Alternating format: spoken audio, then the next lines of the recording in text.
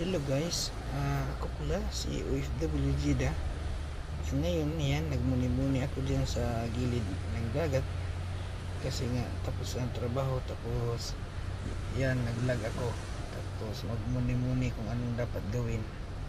Kasi sa buhay guys, minsan nasa masarap na buhay ka or minsan nasa taas ka, minsan nasa baba. Sa panahon na ito, ako ay dumaan sa kahirapan sa trabaho, kaya nawala na ako ng trabaho, ganyan. Tapos siyempre nasa abroad tayo, so mahirap talaga kumita pag wala kang trabaho, diba? Lalo na sa pagpadala sa pamilya natin. So ngayon, sa awa ng Diyos, nakapagtrabaho naman ulit ako, so medyo nakakabawi na. Kaya ngayon nagpa-unwind ako dito ngayon sa tabing dagat. Tsaka ipakita ko din sa inyo kung ano kaganda dito ang cornice sa Jeddah. Dito ito makita sa may Shati banda sa cornice area. So tabing dagat yan guys, mahaba yan. Ito yung tourist attraction dito sa Jeddah, lalo na paggabi kasi maganda dito ang lugar.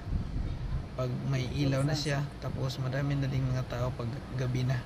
Kasi sa hapon hindi sila masyado pumunta kasi mainit kasi ang Saudi, so ganyan. Sa gabi lang ang mga tao buhay.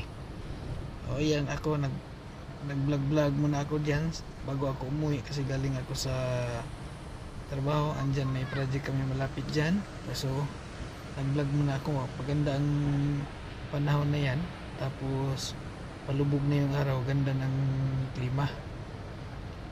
So yan, naglakad-lakad lang ako dyan, wala naman masyadong tao. Binablog ko pa rin para i-share ko lang sa inyo kung gaano ka ganda ang cornice sa Jeddah. Yan, yung dagat na yan, yan yung Red Sea guys, Red Sea na part na yan, Red Sea na yan dyan. So ito naman dito, banda, nasa gitna ng kalsada to. So pwede ka dito maglakad-lakad. Sa umaga madami naglakad dito, tapos sa gabi din madami. Tsaka doon sa pinakauna, may mga kuan doon ka mag renta ng may bisikleta, may 2 wheels, may 3 gulong, may 4 na gulong. Pili ka lang, basta pang pa-exercise din yan dyan. Daming nag-walking lalo na yung pag Friday guys, madami. Kasi pagpunta ko niyan, hindi yan Friday, ibang araw yun. Kasi puntang